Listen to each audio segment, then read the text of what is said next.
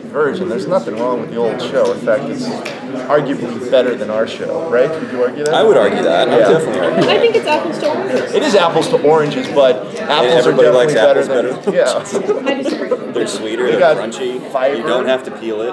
So the original show is apples, and Teen Titans Go is orange. The only good thing about orange is orange juice. It's a lot more satisfying to make orange juice than apple juice. You're right about Even that. with oranges, you can take the segments, you can grind like soccer games, apple slices get brown. Oh, that is... that's a good point. But that's the whole point. Our show is like oranges, because when you're a kid, those orange wedges are the best fruit. And so our show is better for little kids, like oranges are better for little kids. And oranges are fun, and you take the orange slice, you put it in your mouth, and you got orange teeth. Orange, that's cool. You know what I'm talking about. That's like our show. Apples to bananas?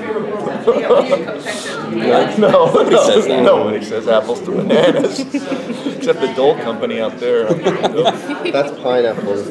They do a lot of bananas, too. Oh, really? Oh, yeah. Let's talk a little bit about Dole. Let me take a minute to talk about Dole and the great fruit products that they bring to us every day. Including bananas. And bananas. So, something I've noticed is kind of fun about the show, and I think it's really interesting knowing now that you guys really weren't working in any capacity on the old one, is how much you, in a fun way, bring back from the old one, like, the character designs, stuff like that. Yeah. Or like you'll take, Tara and just make her, like, a total brat. What is it like? I can't think of a nicer word for this, I'm sorry. Pillaging the old show for material for the new one. It's fun. I mean, one of the first ones that we did last season that was super fun. That's one of my favorite episodes. Was an episode that was based on Nevermore. Oh yeah. Which is the Colors of Raven we did, because that was just such a fun concept. It's like Raven splits into 5 different things, and it's 5 different personalities. For us making a comedy show, it's like, well, that's perfect. So that was super fun, and I have a lot of fun pillaging the show, and it's like. It looked great, and they had a ton of fun characters. It's super fun. I have a great time. Actors. We also pillaged the old cast. So. We just pillaged the cast. And also, I really like pillaging episodes of Welcome Back, Kotter. Welcome Back, then Kotter. I turn them into episodes of Teen Titans Go. Yeah. The good thing is our audience has no idea what that is. Yeah. But so Robin we could is John Travolta's character. And I don't know what that is, so I think all these ideas are original. I think he's a genius, and I don't know how he does it week after week. Why do you keep calling? He's got these funny nicknames for all the characters. Shorthand. We got this real shorthand for all the characters. Something I think is kind of interesting about. I know you guys have been comics now for the cartoon. Yeah. And I feel like in a lot of ways, licensed comics, especially for DC, are the only all ages comics that they put out in a lot of ways. This is kind of changing. They have, the Academy, the background stuff coming out. But I know when I was a teenager, and I'm like, boy, I like that Teen Titans cartoon. And I went to get the Teen Titans comics, and they were not for me. They were A, not for me, and B,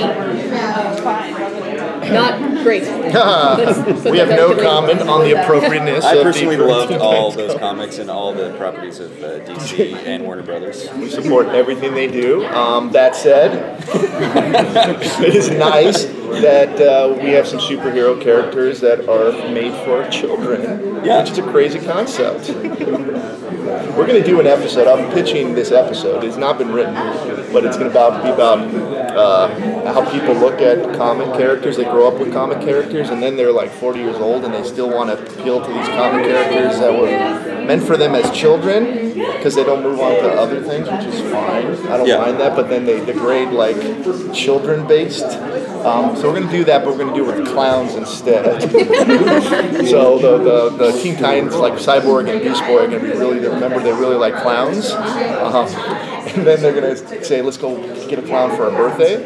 And they have the clown, but it's not the clown they remember. They hate this clown. It's a different clown. And so boo him. They're going to sort of spend the rest of the episode trying to make the clown more adult-friendly. They make Grimdark Clown? Yeah, Frank Miller Clown? Yes, Frank Miller Clown. So they can enjoy it.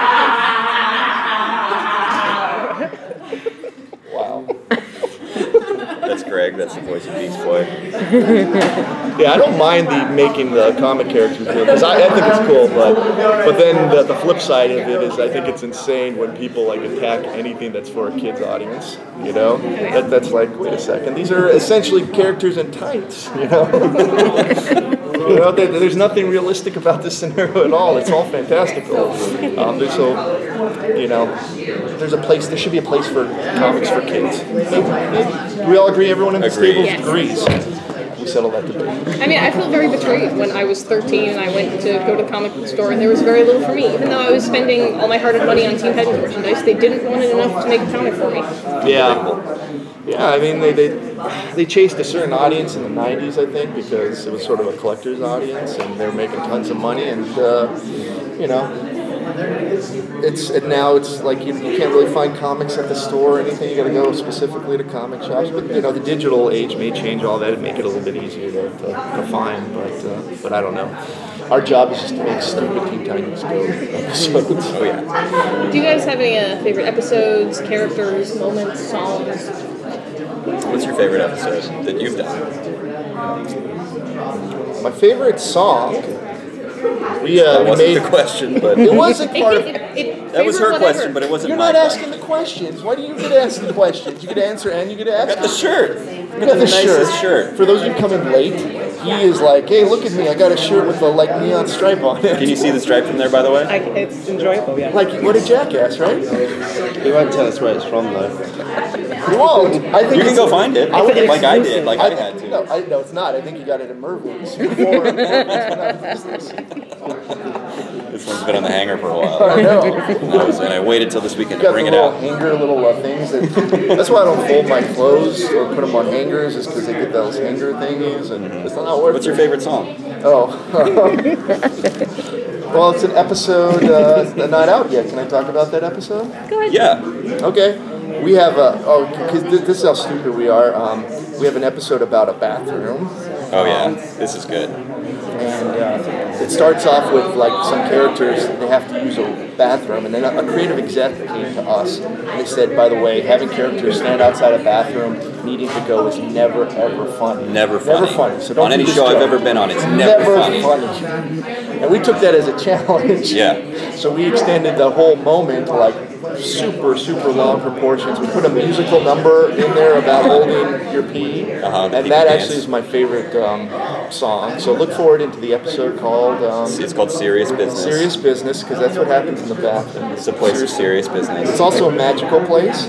As we come to learn. Yes, Robin comes to learn that he thinks the bathroom you should It's just be a place in and to out wash your filthy 5 minutes, body. yeah. But in fact, the bathroom is a magical place, and we will learn why it's magical. And one of the most special endings in Teen Titans Very Go. special. If that ending does not make you cry, I don't know. you don't have a heart. You don't have a heart, or you don't have a bathroom. So, Well said. to sound very pretentious in the Cartoon Network press room for a moment, what is the Teen Titans Go theory of comedy? How do you make the funny happen? Have we displayed any bits of humor while sitting here? We have no theory. I don't know. I mean, we're both pretty stupid, right? Yeah, that's fair to say. So one thing we both despise, like borrowing comedy. We see that all the time, is like people taking comedy from other shows and putting it in their show and thinking that, like, passing it off on their own. I mean, even Canimation is like the worst offender of it. It's like people are still doing these Chuck Jones gags, like, you know, it's like, oh, look, somebody, pretty girl walks by, the eyes come out. It's like, oh, that's not Chuck Jones, but I know what you're talking about. yeah, but it's the same gags for 60 years, and that's not like that's called stealing, you know. So you know, we want to just do something different, even if it's not always. It seems like it's not well thought out, or it doesn't seem like we're trying, but our goal is actually do something that's new and interesting. Occasionally we do still, but it's always accidental. Accidental thievery. But that's mostly, we're like, let's try to do something that isn't a cliche already, which is, it's really easy. When we have to do like 104 episodes, so it's really easy to borrow from other sources. But, you know, we just rely on what makes us laugh and try to do stupid stuff. I mean, I always tell everyone our theory is be stupid. You know? Don't try to make smart comedy. I don't want to hear some clever wordplay. Yeah, that's what really kills us. For me personally, it's like cartoons that have to have the morality tale shoehorned in, and cartoons that rely way too heavily on verbal humor bum me out. So I like to see people get hit in the face. Sometimes in the genitals, also funny. People, falling out of Sometimes windows. funny, always funny. Depends on the genital, but it's 99% of the time you're going to get a laugh. So you're not going to have a whole episode on the Vipers coming? That's not going to be a whole... Oh, I did want to do that, actually. We did an episode about Campfire Stories. And that's like one of those kind of spooky stories that turns out to be a joke. Oh, really? Yeah. You know about the Viper? No.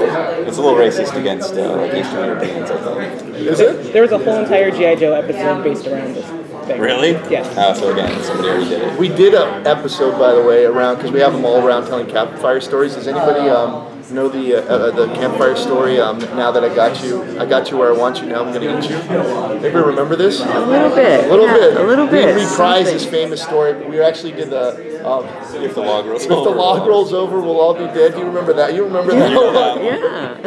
we were asked not to do this one. Look this up if you don't know it. It's But bad. we do the other. It's bad. Well, we recorded it and everything, and it's a campfire story Beast Boy is telling, and he tells it hilarious. We had to do a slightly different version of it, but that's.